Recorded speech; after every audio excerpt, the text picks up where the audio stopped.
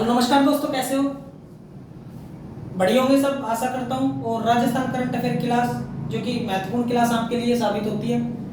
सीटी में भी आपको बहुत सारे क्वेश्चन मिले थे, इसमें भी आपको बहुत सारे नेक्स्ट जो पेपर होगा उसमें भी आपको बहुत सारे क्वेश्चन मिलेंगे, ये मैं वादा करता हूँ। और आज की क्लास का पहला क्वेश्चन हम देखते हैं, और आज तीनों क्वेश्चन बहुत इंपॉर्टेंट साबित होंगे आपके लिए, बस आप देखते रहिए, ठीक है।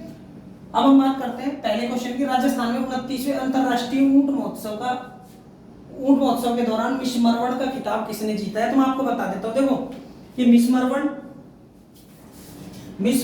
और मिस्टर बीकाणा क्या होते हैं? मिस्टर मरवण और मिस्टर बीकाणा दो खिताब जीते जाते हैं इसमें, ठीक है। इसमें क्या होता है, जैसे लड़की मतलब लेडीज होती है, और एक जैसे एक जेंट्स होता है, आदमी और औरत, ठीक है।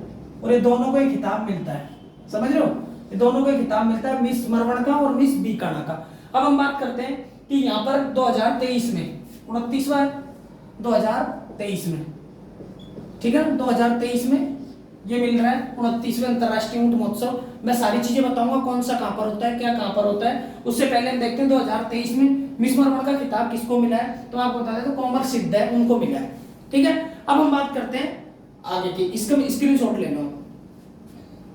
देखो, अब पहला स्थान तो इनका हो गया, पहला स्थान तो इनका हो गया, और सेकंड स्थान पे हर्षिता मारू आई है। सेकंड स्थान पर कौन आई है? हर्षिता मारू।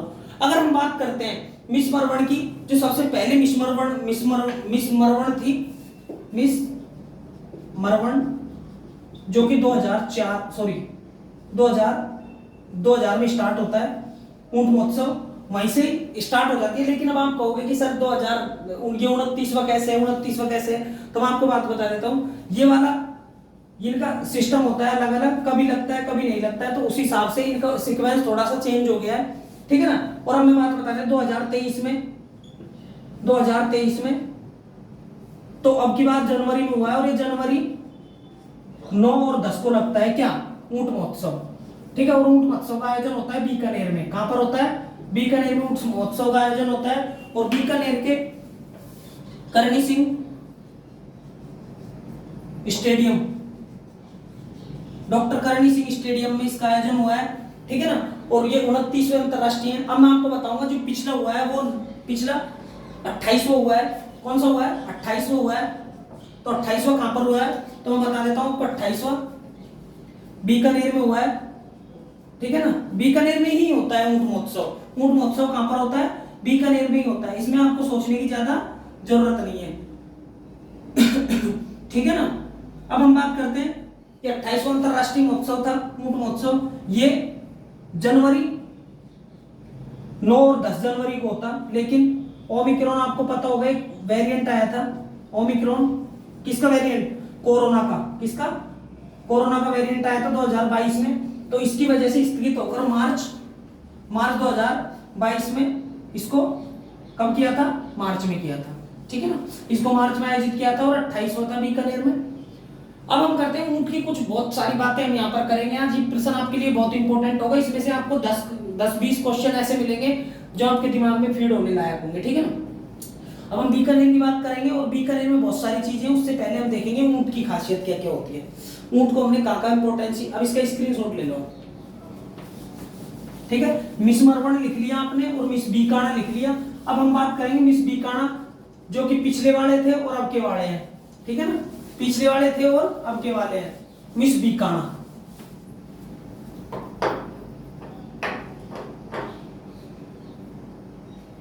ठीक है ना। तो रविंदर जोशी है। कौन? रविंदर जोशी। तो रविंदर जोशी मिस्टर बीकाणा चुने गए हैं, मिस्टर बीकाणा, ठीक है ना। 2023 में और 2022 के अशोक बोहरा, जो कि ये बीकाणा चुने गए थे 2022 में, ठीक है। ये आपके दिमाग में फिट हो जाना चाहिए। जो अशोक बोहरा थे वो 2022 में चुने गए थे, ठीक है ना। इनको खिताब मिला है। अब हम देखो कुछ महत्वपूर्ण बातें करते हैं ऊंट को लेकर। किसको लेकर? ऊंट को लेकर। अब ऊंट महोत्सव मैंने आपको बता दिया कहां पर मनाया जाता है, बीकानेर में मनाया जाता है, ठीक है। अगर हम बात करते हैं कि थार महोत्सव की बात करेंगे तो थार महोत्सव जैसलमेर में मनाया जाता है। थार महोत्सव जैसलमेर नहीं, बाड़मेर है। मरु महोत्सव है बीकानेर, मरु महोत्सव बीकानेर है, और थार महोत्सव कहां पर है? बाड़मेर में। अब हम बात करते हैं किसकी? अब हम बात करते हैं हाथी महोत्सव। तो हाथी महोत्सव, वैसे हाथी दिवस कब मनाते हैं? हाथी दिवस 12 अगस्त को मनाते हैं। कब मनाते हैं? 12 अगस्त को मनाते हैं। लेकिन हाथी महोत्सव, देखो हाथी गांव हो गया आमेर, हाथी गांव, ठीक है। और हाथी महोत्सव मनाया जाता है कहां पर? जयपुर में। हाथी महोत्सव कहां पर मनाया जाता है? जयपुर में। आपने देखा होगा आमेर का किला, और आमेर का किला पे हाथी सवारी होती है, हाथी की सवारी होती है, ठीक है। ग्रीष्म एवं शीत महोत्सव, ये बहुत इंपॉर्टेंट है आपके लिए। ये मनाए जाते हैं माउंट आबू, और माउंट आबू कहां पर है? सिरोही में। माउंट आबू कहां पर है? सिरोही में, ठीक है ना। तो ये ऐसे कुछ बहुत सारे इंपॉर्टेंट हैं। जैसे मारवाड़ महोत्सव हो गया। कौन सा महोत्सव हो गया? मारवाड़ महोत्सव हो गया। मारवाड़ महोत्सव, तो मारवाड़ महोत्सव मनाया जाता है कहां पर? जोधपुर में। कहां पर? जोधपुर में। अगर हम मत्स्य की बात करेंगे, मत्स्य महोत्सव, तो मत्स्य महोत्सव होगा हमारा, ये मत्स्य महोत्सव 26 अप्रैल, ध्यान रखना, ठीक है। इंपॉर्टेंट है, कई बार पूछ लिया गया। मत्स्य महोत्सव कहां पर? अलवर में, ठीक है ना, अलवर। उसके बाद हम बात करेंगे किसकी? ब्रज महोत्सव की। ब्रज महोत्सव, ये सारे नोट कर लेना। ब्रज महोत्सव कहां पर है? भरतपुर। ये सारे इंपॉर्टेंट है आपके लिए, इनको आप लिख लेना, ठीक है ना। अब हम कुछ इंपॉर्टेंट बात करेंगे, जैसे ये जैसे राजस्थान में 29वां अंतरराष्ट्रीय ऊंट महोत्सव, तो होता क्या है यहाँ पर? यहाँ पर क्या होता है? फोक डांस सुना है?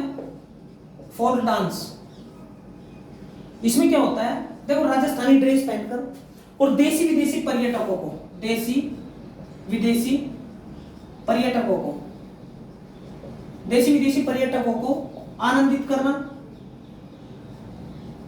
ठीक है ना, आनंदित करना, उनको आनंदित करना, ठीक है ना। और उनको फोक डांस के जरिए, जैसे स्टेडियम में फोक डांस हुआ था, ठीक है ना। और ये मिस मरवण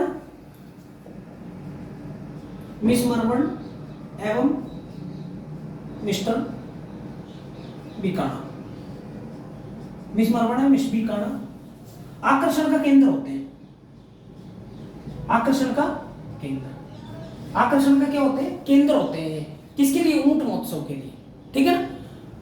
इसके लिए अब जैसे मेवाड़ का महोत्सव है, ये बहुत सारे महोत्सव है, लेकिन हमको कोई दिक्कत नहीं है, हमने ये बहुत सारे लिख लिए हैं।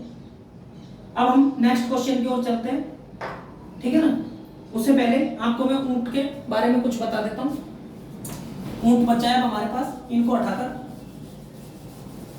जैसे देखो ऊंट हमारा राज्य पशु है। ऊंट हमारा राज्य पशु है।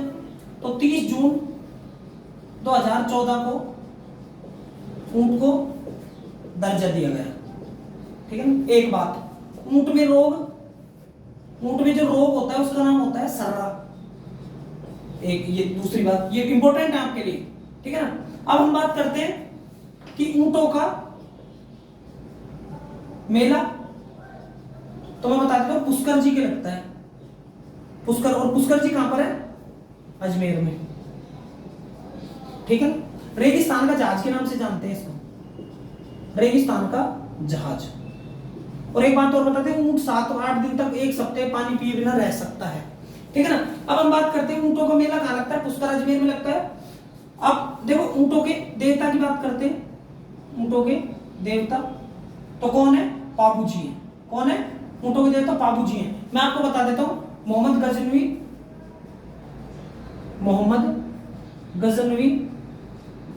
गजनवी से ये ऊंटों के देवता पाबू जी लेकर आए थे और इसीलिए इनको ऊंट लाने का श्रेय भी है। एक सबसे इंपॉर्टेंट चीज है जो उस्ता कला है, ठीक है। जैसे मैंने राजस्थान की बहुत सारी कला बताई है, थेवा कला हो गई, काष्ठ कला हो गई, ठीक है। जैसे थेवा कला प्रतापगढ़ की प्रसिद्ध है, ठीक है। उसके बाद काष्ठ कला है हमारी चित्तौड़गढ़ बस्सी की, ठीक है। उसी तरीके से जो उस्ता कला है ऊंट की खाल पर, ऊंट की खाल पर चित्रकारी, ठीक है, ऊंट की खाल पर चित्रकारी की जाती है। और जो इसके अलावा और क्वेश्चन बनता है, इसके अलावा अगर और क्वेश्चन बनेगा इसमें तो इससे ज्यादा क्या बनेगा, मतलब थेवा कला हो गई, सॉरी उस्ता कला हो गई, ऊंट पर चित्रकारी हो गया, 30 जून हो गया, ऊंट के रोग हो गया, ऊंट का मेला हो गया, ऊंटों के देवता हो गए, बाबू जी, ठीक है ना। अब हम बात करेंगे नेक्स्ट क्वेश्चन की, तो आप इसका स्क्रीनशॉट ले लो।